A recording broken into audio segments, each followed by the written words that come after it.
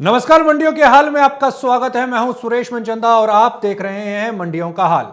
मंडियों के हाल पर नजर डालें उससे पहले एक्सचेंजेस के ऊपर कमोडिटी बाजारों के अंदर क्या हलचल है और भविष्य कितना सुनहरी हो सकता है, और साथ ही वायदा बाजारों की अगर बात करें तो वायदा बाजारों में कहां पर अपॉर्चुनिटीज हैं, यह हम जानेंगे। और साथ ही एनसीडीएक्स पर क्या नए कॉन्ट्रैक्ट्स लॉन्च होने वाले हैं, कौन सी ऐसी नई कमोडिटीज हैं जो हाल फिलहाल के अंदर लॉन्च हो सकती हैं, और बजट को लेकर के एनसीडीएक्स क्या मांग रखता है सरकार के सामने, यह सब हम जानेंगे कपिल देव से। कपिल देव इस वक्त हमारे साथ लाइव हैं एनसीडीएक्स से।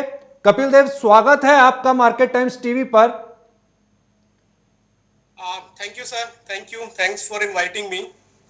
मेरा पहला सवाल कपिल जी, क्योंकि बजट आ रहा है, बड़ा नजदीक है, ऐसे टाइम के अंदर पे हर कॉरपोरेट हाउस की एक खास उम्मीद जुड़ी हुई होती है सरकार से, फाइनेंस मिनिस्टर से, कि इस बार कुछ अच्छा हो जाए, बजट के अंदर ऐसा हो जाए कि उस कॉरपोरेट हाउस को तो लाभ मिले ही मिले, साथ ही उस कॉरपोरेट से जुड़े हुए जो लोग हैं, जो संगठन हैं, जो व्यक्ति विशेष हैं, उनका भी फायदा हो जाए। क्योंकि एक्सचेंज, और खास तौर पे अगर मैं एनसीडीएक्स की बात करूं और अगर मैं एग्रीकल्चर सेक्टर की बात करूं, चूंकि एग्रीकल्चर सेक्टर की धुरी इस समय पर एनसीडीएक्स, और एनसीडीएक्स की विशेषता अगर देखी जाए तो एग्री कमोडिटीज के ऊपर, खासतौर के ऊपर आपकी एक पहचान। अब किसानों का मुद्दा भी गर्म है, एग्रीकल्चर सेक्टर इस समय पर बूम पर है, और उसका जो मुद्दा है और सरकार की जो खास नजर है वो भी एग्रीकल्चर सेक्टर को लेकर के काफी पेचीदा नजर आती है। ऐसे में एक्सचेंज की जो उम्मीदें हैं वो निश्चित तौर के ऊपर और ज्यादा बढ़ जाती हैं सरकार के साथ में। इस समय पर आपकी सरकार से बजट को लेकर के पहली प्रतिक्रिया क्या? देखिए सर, बजट ऑफ कोर्स बहुत इंपॉर्टेंट इकोनॉमिक फैक्टर होता है, बहुत सारी चीजें डिसाइड होती हैं। एक्सचेंज का जो रोल है वो एक डेरिवेटिव मार्केट प्रोवाइड करना है, और जिसको सारे वैल्यू चेन पार्टिसिपेंट्स यूज करते हैं for hedging and risk management और प्राइस डिस्कवरी। और हमारा ये मानना है कि जितनी एफिशिएंसी स्पॉट मार्केट के अंदर होगी और जितना ईज ऑफ डूइंग बिजनेस होगा, या जितना जो ट्रेड में ट्रांसपेरेंसी होगी, उतना ही फ्यूचर्स प्राइस डिस्कवरी बेटर तरीके से हो पाएगी। और जो भी कनेक्टेड पीस है जो फ्यूचर से कनेक्ट होते हैं, चाहे वो इंफ्रास्ट्रक्चर हो, चाहे वो क्वालिटी एंड ग्रेडिंग स्टैंडर्डाइजेशन हो, या फिर सपोर्ट टू द फार्मर हो ताकि वो डेरिवेटिव्स में आके ट्रेड कर सके, उस तरफ हमें लगता है कि बहुत सारा जो फोकस है वो गवर्नमेंट का होना चाहिए। तो हमारा जो एक्सपेक्टेड है कि जो गवर्नमेंट का कंटिन्यूअस फोकस है एग्री इंफ्रास्ट्रक्चर के ऊपर, वो कंटिन्यू रहेगा, क्योंकि जो पोस्ट हार्वेस्ट मैनेजमेंट है वो एग्री मार्केटिंग में बहुत इंपॉर्टेंट रोल प्ले करता है। तो किस तरीके से जो ऑन ग्राउंड गवर्नमेंट फोकस कर रही है इंफ्रास्ट्रक्चर को डेवलप करने की, वो एफपीओ लेवल पे जो गवर्नमेंट ने अभी रिसेंटली इतने इनिशिएटिव लिए हैं कि हम वेयर हाउसेस बनाएंगे, नेक्स्ट लेवल का इंफ्रास्ट्रक्चर क्रिएट करेंगे। आई थिंक उसके लिए वी एक्सपेक्ट कि बजट में गवर्नमेंट कुछ ऐसे प्रोविजन करे कि उसके ऊपर ज्यादा फोकस रहे और उसका इंप्लीमेंटेशन बहुत एफिशिएंटली हो सके। क्योंकि इंफ्रास्ट्रक्चर अगर डेवलप होगा तो एफिशिएंसी फिजिकल मार्केट में काफी क्रिएट होगी, जो कि सभी के लिए हेल्पफुल है, फार्मर्स के लिए भी और वैल्यू चेन पार्टिसिपेंट्स के लिए, ऑफ कोर्स एक्सचेंज को भी उसका बेनिफिट मिलेगा। बिल्कुल निश्चित तौर के ऊपर इंफ्रास्ट्रक्चर, हालांकि अगर साल 2020 के बजट की बात करें तो साल 2020 के अंदर जो बजट पेश किया गया था उसमें एग्रीकल्चर सेक्टर को खास तवज्जो दी गई थी। अगर बात करें हम कि किस तरीके से जीरो फार्मिंग को इनिशिएट किया जा सकता है, जी माफ कीजिएगा, मैं अपने सवाल को दोबारा कपिल जी दोहराता हूं कि अगर बात करें साल 2020 के बजट की, तो साल 2020 के अंदर में खास तवज्जो जो है वो एग्रीकल्चर सेक्टर को दी गई थी। उस समय पर भी अगर देखें तो वित्त मंत्रालय की तरफ से किसानों को लेकर के काफी बड़े अनाउंसमेंट्स थे, चाहे वो एफपीओ को लेकर के हो, जीरो बजट फार्मिंग को लेकर के हो, यानी कि ऑर्गेनिक सेक्टर की तरफ एक खास ध्यान दिया गया था, और साथ ही कहीं ना कहीं ये इंडिकेशन थी कि आने वाला समाज जो है वो एग्रीकल्चर सेक्टर को लेकर के काफी खास रहने वाला है। और उसकी झलक हमने ये 3 कानून जो आए कृषि को लेकर के उसमें देख भी ली कि सरकार जो है कितना संजीदा है एग्रीकल्चर सेक्टर को लेकर के। अब यहां पर मेरा सवाल यह उठता है कि एफपीओ 10,000 एफपीओ बनाने की बात पिछले साल गवर्नमेंट ने की थी कि 10,000 एफपीओ बनाने का एक टारगेट है। एफपीओ तो बन जाएंगे निश्चित तौर के ऊपर, लेकिन एफपीओ की जो भागीदारी है वो इलेक्ट्रॉनिक प्लेटफॉर्म के ऊपर उनको लेकर के आना और उनको इलेक्ट्रॉनिक प्लेटफॉर्म को समझाना, यह एक बड़ा चैलेंज नजर आता है। इस चैलेंज को किस तरीके से पार्ट किया जा सकता है, यानी कि पाटा जा सकता है, इस यहां पर एक्सचेंज किस तरीके से ब्रिज का काम कर सकती है, मेरा पहला सवाल। और इसी के अंदर ही ऐड करूंगा कि अगर एक इंडिविजुअल फार्मर इसके बीच में पार्टिसिपेट करना चाहे, क्योंकि ये हमेशा से ये सवाल मेरा रहा है कि एक्सचेंज के ऊपर जो फार्मर्स की जो पार्टिसिपेशन है वो बेहद कम रही है। जो एक्सपेक्टेड था कि फार्मर्स की ये एक्सचेंज है, फार्मर्स के लिए ये एक्सचेंज है, वो कहीं ना कहीं अभी बहुत दूर नजर आ रहा है। इस दूरी को किस तरीके से कम कर रहे हैं? देखिए, आपको पता है कि जो इंडियन एग्रीकल्चर है वो largely small and marginal farmers के द्वारा कंट्रोल्ड है, जिस तरह का हमारा लैंड होल्डिंग पैटर्न है। और जब आप फ्यूचर्स मार्केट में ट्रेड करते हैं तो आपको एक मिनिमम लॉट साइज रखना पड़ता है, कुछ बेसिक क्वालिटी पैरामीटर रखने पड़ते हैं, क्योंकि सारे वैल्यू चेन पार्टिसिपेंट्स को हम इस मार्केट के थ्रू जोड़ने की कोशिश करते हैं। तो वो एक बैलेंस बनाना बहुत जरूरी होता है। अभी मैं अगर बहुत छोटा लोड बना दूं तो शायद बायर बोलेगा कि मेरे को 1 क्विंटल की डिलीवरी नहीं चाहिए या 1 टन की डिलीवरी नहीं चाहिए, मेरे को तो ये चाहिए। तो बट अगर आप देखेंगे पिछले 5 साल में एफपीओ आने के बाद जो ये गैप था फार्मर और एक्सचेंज के बीच में, वो काफी ब्रिज हुआ है। जो हमारी कोशिश एफपीओ के साथ हमने शुरू की थी वो काफी पॉजिटिव रही है और अभी लगभग 500 के लगभग एफपीओ एक्सचेंज के साथ जुड़ी हुई है। इसमें से 200 से 250 एफपीओ एक्टिवली ट्रेड कर चुकी है, डिलीवरी दे भी रही है, डिलीवरी ले भी रहे हैं। और जितने भी एक्सचेंज ने बेनिफिट एफपीओ को देने की कोशिश की है उनका फायदा भी उठा रहे हैं। चाहे एक्सचेंज का सपोर्ट है, उनको डिलीवरी लगाने के टाइम पे कॉस्ट में सब्सिडी देना या अर्ली पेइन फैसिलिटीज देना या फिर क्वालिटी और असेइंग में उनको जो भी चार्जेस लगते हैं उसके ऊपर कुछ डिस्काउंट देना, और सबसे इम्पोर्टेंट पार्ट अवेयरनेस क्रिएट करना एफपीओ के बीच में कि किस तरीके से मार्केट ऑपरेट करता है। Of course it's a slow process, क्योंकि एफपीओ बहुत स्कैटर्ड है, हर पार्ट में तो एक डिफिकल्ट टास्क होता है फिर उनको इस कॉन्सेप्ट के बारे में बताना। तो एक्सचेंज के साथ साथ बहुत सारे जो हमारे स्टेक होल्डर हैं, चाहे वो एग्री इनपुट कंपनीज हो, रिसोर्स इंस्टीट्यूट्स हैं जो कि एफपीओ के साथ क्लोजली काम कर रहे हैं, फाइनेंस कंपनीज हैं, इसके अलावा हमारे जो मेंबर्स हैं वो क्लोजली हम सब मिलके ये एक जो नॉलेज इंपार्ट करने का प्रोसेस कर रहे हैं। और अगर आप देखेंगे तो 50 to 60% जो हमारा अवेयरनेस बिल्डिंग एफर्ट्स है वो अभी फार्मर्स और एफपीओ के साथ है। तो मैं बोलूंगा कि ये जो गवर्नमेंट का फोकस है धीरे धीरे इस साइड में भी रिजल्ट दिखा रहा है। आज से 5 साल पहले शायद फार्मर आके डिलीवरी देगा, सबसे ज्यादा डिलीवरी हमने बिहार जैसे स्टेट में देखी है जहाँ पे फार्मर मेज को बहुत एक्टिवली हमारे फ्यूचर्स के ऊपर डिलीवर कर रहे हैं, ऑप्शंस भी वो ट्रेड कर रहे हैं। 4 महीने पहले ही उन्होंने अपने प्राइस लॉक करने शुरू कर दिए। तो एक जो चेंज था धीरे धीरे उसकी शुरुआत हो गई है, और एक बार आई थिंक शुरुआत जो होना है वो सबसे टफ काम होता है, उसके बाद धीरे धीरे प्रोग्रेस शायद बहुत इजी होती है, और वो हम देख भी रहे हैं कि जिस तरीके से अभी हमें रेस्पॉन्स मिल रहा है। जस्ट फॉर एन एग्जांपल कि इसी एफर्ट्स को हमारे कंटिन्यू करने के लिए किस तरीके से फार्मर इस मार्केट को यूज कर सकते हैं। अभी एक ऑप्शंस टूल यूज किए हैं और हमने ये रियलाइज किया कि पुट ऑप्शन जो है वो फार्मर के लिए बहुत बेनिफिट हो सकते हैं, जिसमें वो पुट ऑप्शन खरीद के अपने प्राइस को लॉक कर सकते हैं, और अगर प्राइस नीचे गिरते हैं तो वो उस जो लॉस है उसको कवर कर सकता है, और प्राइस ऊपर जाते हैं तो वो उस प्राइस का बेनिफिट भी ले सकता है। बट हमें चैलेंज यही था कि किस तरीके से उसको इस मार्केट के बारे में समझाएं, क्योंकि प्रीमियम देना पड़ेगा, उसको बेनिफिट एनालिसिस फार्मर के लिए करना पड़ेगा। तो हमने सेबी के सपोर्ट से एक स्कीम शुरू की जिसमें चने और सरसों में हमने एफपीओ को बोला आप पुट ऑप्शन खरीदिए सोइंग के टाइम पे, और एक्सचेंज वो प्रीमियम पे करेगा, और बहुत अच्छा हमारा रिजल्ट रहा। 40 के लगभग एफपीओ ने ट्रेड किया है, 30,000 क्विंटल के लगभग लोगों ने चना और सरसों के प्राइस लॉक किए हैं सोइंग के टाइम पे। तो आई थिंक धीरे धीरे इस तरह के एफर्ट्स काफी पॉजिटिव है, और जैसे जैसे फार्मर रियलाइज करते रहे बेनिफिशियल है मार्केट उन लोगों के लिए, उनका पार्टिसिपेशन डेफिनेटली बढ़ता रहे।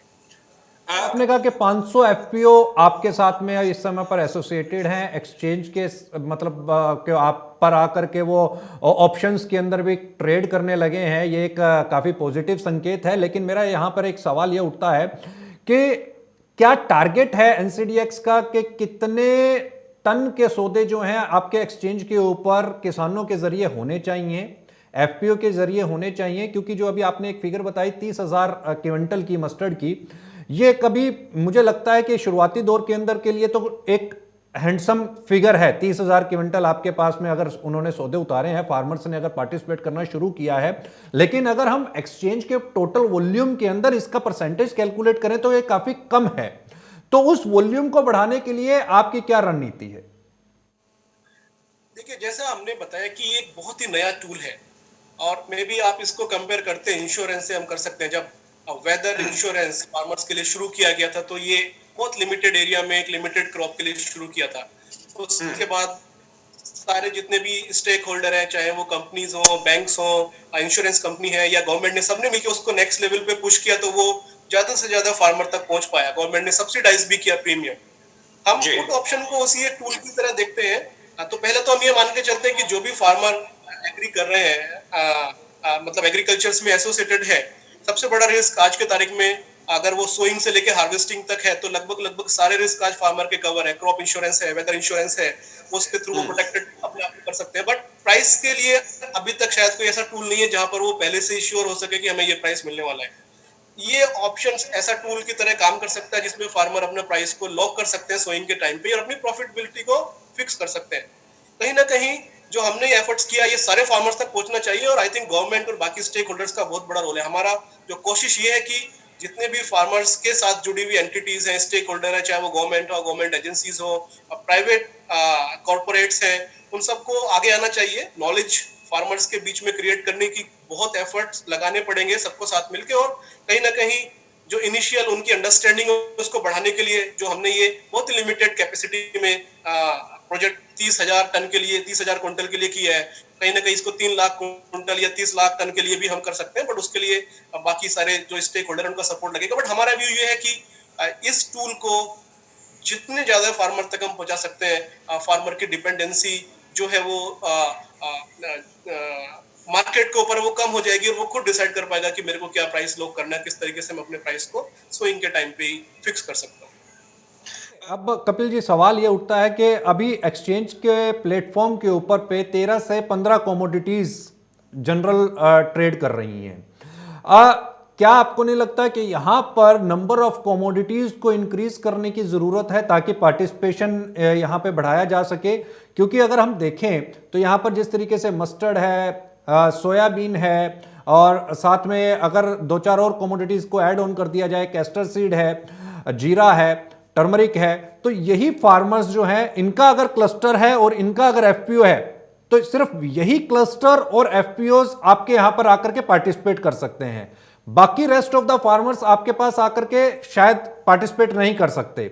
तो क्या उनको साथ में एसोसिएट करने के लिए आप कोई नए कॉन्ट्रैक्ट्स को यहां पर लॉन्च करने जा रहे हैं, या किस तरीके से जो अदर कम्युनिटीज या अदर सेक्टर से जुड़े हुए जो फार्मर्स हैं उनको कैसे आप क्लब करने की कोशिश में? देखिए, एक्सचेंज हमेशा से ये कोशिश करता रहता है कि किस तरीके से हम नए प्रोडक्ट ऐड कर सकते हैं मार्केट के को अंडरस्टैंड करके, मार्केट की नीड को समझ के। तो हमने काफी प्रोडक्ट लॉन्च भी किए रिसेंटली। अगर आप देखेंगे तो पैडी हमने लॉन्च किया, उसके बाद मूंग हमने लॉन्च किया, फिर हमने बाजरा भी लॉन्च किया, तिल हमने लॉन्च किया। अगर अभी देखेंगे इस सीजन में लास्ट 2 महीने में हमने गुड़ का कॉन्ट्रैक्ट लॉन्च किया है। स्टील की है, ठीक है, वो थोड़ा अलग कमोडिटी है, बट सोया मील का कॉन्ट्रैक्ट भी हम फर्दर लॉन्च करने वाले हैं। और ऐसे स्टडी चलती रहती है कि कौन कौन से प्रोडक्ट सुटेबल है मार्केट के लिए। तो हमारे पास अभी अगर आप देखेंगे तो काफी बड़ी बास्केट है। जो मेजर क्रॉप है अगर आप देखेंगे हर सेगमेंट की, वीट सबसे बड़ी क्रॉप है, वीट और राइस, वो हमारे पास अवेलेबल है। पैडी हमने अभी रिसेंटली इंट्रोड्यूस किया है। ऑयल सीड में सोयाबीन हमारे पास है, मस्टर्ड हमारे पास है। अगर आप देखे जाएंगे ग्रेन में हमारे पास मक्का है, बार्ले भी है, बाजरा भी है। तो जो मेजर कमोडिटीज है वो हमने कवर की हुई है। बट हमारी कोशिश, आप जो बोल रहे हैं सही है, कि किस तरीके से नए प्रोडक्ट ऐड कर सकते हैं। वो एक कंटिन्यूअस प्रोसेस है जो एक्सटेंड करती रहती है और हर साल हम कुछ ना कुछ नए कॉन्ट्रैक्ट इंट्रोड्यूस करते हैं। बजट को देखते हुए कोई कमोडिटी आपने प्लान कर रखी है जिसको आप हाल फिलहाल के अंदर लॉन्च करने वाले हैं? नहीं, मतलब देखिए, बजट को लेकर हमने कुछ ऐसा प्लान नहीं किया हुआ है, बट मार्केट में जिस तरीके से वॉलेटिलिटी रहती है और हमें लगता है कि इस कमोडिटी के जो लोग हैं उनको रिस्क मैनेजमेंट की जरूरत है, इंटरनेशनली कौन सी कमोडिटीज में वॉलेटिलिटी है, तो उसी डायरेक्शन पे हम सोच के कमोडिटी मार्केट का फीडबैक लेने के बाद प्लान करते हैं। तो सोयाबीन मील एक नई कमोडिटी है जो हमें रिसेंटली अभी अप्रूवल मिला है, और मोस्ट प्रोबेबली नेक्स्ट मंथ में उसकी ट्रेडिंग हम, और सोयाबीन मील जो है ग्लोबली ट्रेडेड है, सारी लीडिंग एक्सचेंज पे अगर आप देखेंगे तो बहुत एक्टिवली फ्यूचर्स ट्रेड होता है, भी ट्रेड होता है, चाइना में भी ट्रेड होता है। तो और उसके बाद हमारी सोयाबीन की बास्केट भी कंप्लीट हो जाएगी, soybean seed, soybean oil and soybean meal. तो आई थिंक उस पर्टिकुलर सेगमेंट के जो ट्रेडर हैं या फार्मर हैं या प्रोसेसर है उनको काफी बेनिफिट मिलेगा। तो ये कमोडिटी हमने अभी रिसेंटली लॉन्च करने का प्लान किया और शायद नेक्स्ट मंथ तक आपको ये ट्रेडिंग के लिए अवेलेबल हो जाएगी। पहले दूसरे हफ्ते के अंदर लॉन्च हो जाएगी ये? देखिए अभी अप्रूवल हमें मिल रहा है, उसके बाद का जो प्रोसेस है वो अभी हमने किया है, वेयर हाउस अरेंजमेंट करना होता है, बाकी सारे कॉन्ट्रैक्ट डिजाइन तो है, बट हमारा कोशिश ये है कि जितना जल्दी हो सके उसको दे। डेट अभी तक फिक्स नहीं किया, but I think next month के मिड में लगभग 15 या 20 फरवरी के आसपास हम कुछ प्लान कर सकते हैं, अभी फाइनल नहीं है बट डेट।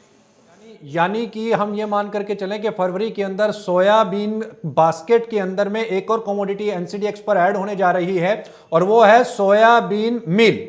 तो सोयाबीन मिल जो है उसको आप लॉन्च कर देंगे एनसीडीएक्स पर फरवरी के महीने में। तो निश्चित तौर के ऊपर सोयाबीन से जुड़े हुए जो किसान हैं, जो प्रोसेसिंग यूनिट्स हैं, उनको एक नया कॉन्ट्रैक्ट भी मिल जाएगा और उनके लिए एक यूं कहें कि नया आयाम भी खुल जाएगा। और यहां पर डेफिनेटली अदर उसके जो कंपोनेंट हैं उसके प्राइसेस के ऊपर भी इफेक्ट जरूर देखने को मिलेगा।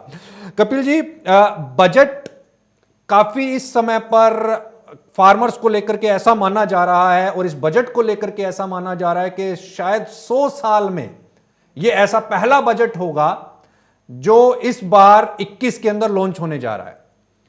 क्या लगता है आपको कि फार्मर्स के लिए और स्पेशली कमोडिटी एक्सचेंजेस के लिए ऐसा क्या होना चाहिए इस बजट के अंदर?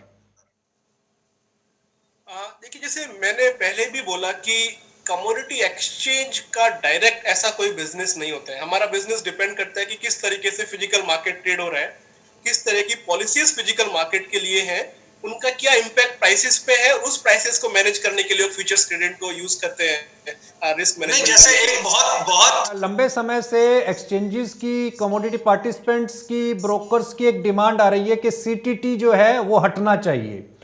तो क्या एनसीडीएक्स भी डिमांड करता है कि सीटीटी अगर हट जाए तो शायद कुछ ऐसी कमोडिटीज हैं जिसके ऊपर पे वॉल्यूम जो है वो अच्छा खासा दिखने लगे?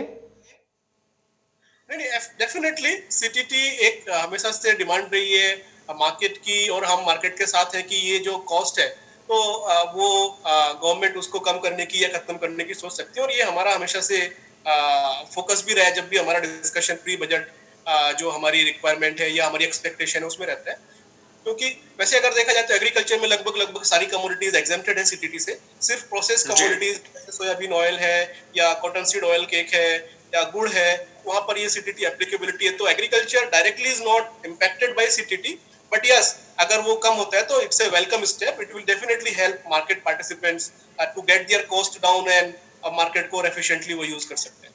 अच्छा, मेरा एक सवाल है थोड़ा सा हल्का फुल्का सा, कि वैसे तो एनसीडीएक्स की जो पहचान है वो एग्री कमोडिटीज के लिए एक बेहतरीन प्लेटफॉर्म है और उसकी पहचान भी एनसीडीएक्स नाम सुनते ही पता चल जाता है कि एग्रीकल्चर एक्सचेंज है। स्टील के कॉन्ट्रैक्ट में क्यों कूदे आप? नहीं, देखिए एग्रीकल्चर हमारी जो है प्राइम हमारी पहचान है, आपने सही बोला, और लगभग 15 साल हो गए हमें अभी इस पूरे इकोसिस्टम में ऑपरेट करते हुए, और सारी कमोडिटीज हमारी एज ऑन डेट जो है वो एग्रीकल्चर ही है। बट स्टील भी अगर आप देखा जाए तो एक बहुत बड़ी कमोडिटी है, और ये कॉन्ट्रैक्ट हमारे पास पहले भी था। अगर आप देखेंगे 2010, 11, 12 में ये कॉन्ट्रैक्ट हमारे बहुत सक्सेसफुली ट्रेडेड भी होती थी, बट गवर्नमेंट ने उस टाइम पे बोला था, कुछ बीआईएस के रूल चेंज किए थे जिसकी वजह से हमारा कॉन्ट्रैक्ट और मार्केट के बीच में अलाइनमेंट नहीं हो पा रहा था, तो हमने इसको बंद किया था। पर उसके बाद अभी दोबारा से प्राइसेस में वॉलेटिलिटी बढ़ी और मार्केट का फीडबैक था कि आपको ये कॉन्ट्रैक्ट दोबारा से शुरू करना चाहिए, और अभी बीआईएस एप्लीकेबल हो गया है, एक्साइज ड्यूटी भी नहीं है, जीएसटी आ गया है, तो ट्रेडिंग जो है फिजिकल मार्केट में कम हो गई। अगर आप प्राइस देखेंगे पिछले 6 महीने में बहुत वोलेटाइल रहे, 28,000 से 30,000 से 40,000, 40,000 से 35,000, तो काफी रिस्क वैल्यू चेन को था, वोलेटिलिटी बहुत ज्यादा थी, तो उन्होंने हमसे बोला कि आप दोबारा से इस कॉन्ट्रैक्ट को लीजिए। फिर हमने फीडबैक लिया, एनालिसिस किया और हमने इसको लॉन्च किया। तो इट जस्ट एक्सपेंशन प्लान। हमारा अभी भी जो प्रायोरिटी है और फोकस वो एग्री है और एग्री ही रहेगा, बट जहां जहां पे हमें लगेगा कि ये कमोडिटी सूटेबल है जो हम ऐड कर सकते हैं, we will keep on exploring and adding to our portfolio. उस पर दूसरी अदर जो नॉन एग्रीकल्चर कमोडिटीज है उस पर भी फोकस कर रहे हैं। दूसरा कपिल जी, हमने जो पीछे हिस्ट्री देखी उसके अंदर में कुछ बिटरनेस भी है। ब्रोकर्स कई बार एनसीडीएक्स से नाराज हुए हैं, ट्रेडर्स कई बार एक्सचेंज से नाराज हुए हैं। उनकी नाराजगी को दूर करने के लिए कि भविष्य के अंदर कुछ इस तरीके के इंसिडेंट्स ना हो जो कैस्टर सीड के अंदर हुए, जो अदर कमोडिटीज के अंदर हुए, तो उसको क्योर करने के लिए एनसीडीएक्स की क्या रणनीति है? देखिए sir, market is always a forward looking factor, right? और प्राइसेस वोलेटाइल है। ऐसा नहीं है कि सिर्फ कैस्टर में प्राइस एब्रप्ट प्राइस मूवमेंट हुआ जिसकी वजह से कुछ हुआ, उसके बाद भी हमने कुछ कमोडिटीज देखी हैं जो जिसमें बहुत आ, आ, जो है शार्प प्राइस मूवमेंट हुआ, चाहे वो नेगेटिव प्राइस मूवमेंट भी हुआ कुछ कमोडिटी में हमने देखा। बट उसके लिए मतलब एक्सचेंज को सिर्फ ये कर सकती है, एक्सचेंज का प्राइस के ऊपर देखिए कोई कंट्रोल नहीं होता किस तरीके से प्राइस रहेंगी, बट जो भी हुआ है उसको देख के किस तरीके से हम ऐसे नए रूल और रेगुलेशन बना सकते हैं कि मार्केट के अंदर कंफर्ट रहे। तो अगर आप देखेंगे जो न्यू रिस्क मैनेजमेंट फ्रेमवर्क है अभी वो काफी रोबस्ट है। जो कमोडिटीज है, पहले जो मार्जिन लेवल था जो अगर आप देखेंगे 6 to 7% होता था, अभी वोलेटिलिटी के हिसाब से कमोडिटी का कैटेगराइजेशन है। कुछ कमोडिटी में 8% है, कुछ में 10% मार्जिन है, कुछ में 12% मार्जिन है। उसके अलावा कंसंट्रेशन मार्जिन का नया कॉन्सेप्ट आया है। उसके अलावा इवेंट बेस्ड जो एक्स्ट्रा मार्जिन एप्लीकेबल होता है वो एक नया जो है रिस्क मैनेजमेंट टूल इंट्रोड्यूस हुआ है। तो उसके बाद से अगर आप देखेंगे काफी स्ट्रेंथन हो गया है। पोजीशन लिमिट पे रिवर्क हुआ है कमोडिटीज की। उसके अलावा मेंबर लेवल पे जो न्यू रिस्क मैनेजमेंट है, जो क्लियरिंग मेंबर है, उनके लिए भी कहीं ना कहीं कुछ चल रहा है। तो बहुत सारे चेंज हुए हैं जो ये इंश्योर करेंगे कि जो market is now much more protected for all the value chain participants, और कुछ इस तरह का ऐसा ना हो जहां पर लोगों को प्रॉब्लम हो या एक डिस्कम्फर्ट क्रिएट हो। और अगर देखें तो जो एक्सचेंज की अगर मैं बात करता हूं तो एनसीडीएक्स पर हाईली जो ट्रेड होने वाली कमोडिटी है वो है ग्वार। ग्वार को एमएसपी के दायरे के अंदर लाने की भी डिमांड हो रही है और इसके लिए मंत्रालयों को अप्रोच भी किया गया है। और जो ग्वार के ट्रेडर्स हैं उनकी पुरजोर ये डिमांड है कि एमएसपी के दायरे के अंदर ग्वार आए, क्योंकि ये राजस्थान की बहुत ही हाईली ट्रेड होने वाली कमोडिटी है और साथ ही इसका जो बाय प्रोडक्ट है ग्वारगम वो काफी मात्रा के अंदर एक्सपोर्ट होता है और उससे जो रेवेन्यू या यूं कहें कि जो फॉरेन करेंसी जनरेट होती है उसकी भी खासी वॉल्यूम है। तो ऐसे में अगर एमएसपी के दायरे के अंदर ग्वारगम आती है और ग्वार सीड आती है, माफ कीजिएगा, तो इसका फायदा क्या एक्सचेंज पर ट्रेडर्स को मिलेगा? क्या एक्सचेंज के ऊपर पे वॉल्यूम्स इससे इंक्रीज हो सकते हैं? क्या एक्सचेंज भी मानती है कि यस ग्वार के ऊपर एमएसपी आना चाहिए? नहीं, देखिए एमएसपी तो एक गवर्नमेंट पॉलिसी है और गवर्नमेंट डिसाइड करती है किस कमोडिटीज में एमएसपी लानी है, किस तरीके से उसको लेके आना है और किस पर्पज से लेके आना है। तो एक्सचेंज का एमएसपी को लाने का या नहीं लाने का ऐसा कोई व्यू नहीं है, बट हमारा व्यू यही है कि हमेशा कोई भी कमोडिटी जो है वो एक उसके फंडामेंटल पर ट्रेड करती है। हमने देखा है बहुत सारी कमोडिटी सीजन में जब अराइवल होता है वो एमएसपी के ऊपर भी ट्रेड करती हैं। जैसे सोयाबीन अगर आप देखेंगे इस सीजन में, पूरे सीजन में एमएसपी से ऊपर ट्रेड हुआ है। मस्टर्ड सीड अगर आप देखेंगे पूरे साल एमएसपी के ऊपर ट्रेड हुआ है।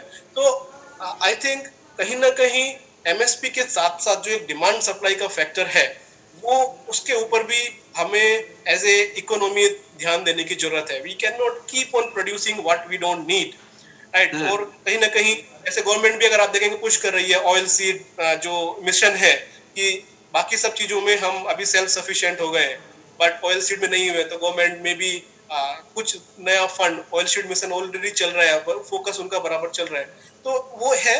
बट यस, आई थिंक जो फार्मर की डिमांड है या ट्रेड लोगों की डिमांड है गवर्नमेंट के पास है, government will take its own call. But हमें यही लगता है कि चाहे प्राइस ऊपर हो चाहे नीचे हो, अगर वो सही टाइम पे मैनेज है और आप टूल यूज करके अपने आप को किसी भी जो प्राइस वोलेटिलिटी है उससे या रिस्क है उससे अगर आप अपने आप को बचा सकते हैं तो शायद वो एक ज्यादा अच्छा तरीका है। क्योंकि एमएसपी भी अगर आप देखें किसी भी कमोडिटीज में 100% प्रोटेक्ट नहीं करती है फार्मर को। अगर आप देखेंगे तो वीट जैसी कमोडिटीज में जहाँ पे गवर्नमेंट 40 मिलियन टन खरीदती है, या पैडी जहाँ पे 70 मिलियन टन का वो फिगर देती है, 75 मिलियन टन का, मस्टर्ड भी खरीदती है, चना भी खरीदती है, बट 100% फार्मर उसका बेनिफिट नहीं ले पाते। कहीं ना कहीं अभी हम बोलने की ऐसे मैकेनिज्म की जरूरत है जहां पर फार्मर खुद डिसाइड कर सके कि मेरे को सबसे ज्यादा किस फसल में प्रॉफिट होगा, कौन सी फसल मेरे को लगानी है, उस फसल को मैं लगा दूं, मेरा प्रॉफिट इंटैक्ट रहे, और मैं उसके लिए एक प्रीमियम देना पड़ेगा जो हम बोल रहे हैं प्रोडक्शन में, मैं दे के अपने आप को प्रोटेक्ट कर सकता हूँ। तो कहीं ना कहीं वो एक चीज है जिसकी तरफ हमें धीरे धीरे धीरे धीरे सोचना पड़ेगा। बट यस, अगर गवर्नमेंट एमएसपी भी लाती है तो हमें नहीं लगता कि उससे एक्सचेंज के ऊपर कुछ फर्क पड़ेगा, क्योंकि एक्सचेंज के जो प्राइसेस है वो मंडी प्राइसेस स्पोर्ट मार्केट के ऊपर ड्राइव होते हैं, और वो जो प्राइसेस है आई थिंक डिमांड सप्लाई के बेसिस पे ही मूव होते हैं। चलते चलते आपसे एक और सवाल जानना चाहूँगा कपिल जी। एक्सचेंज आईपीओ लाने के लिए काफ़ी लंबे समय से जद्दोजहद में है और हरी झंडी भी सेबी से पिछले साल मिल गई थी, बट मेरे को लगता है कि कोरोना की वजह से आईपीओ डिले हो गया। अभी क्या लगता है कब तक आईपीओ?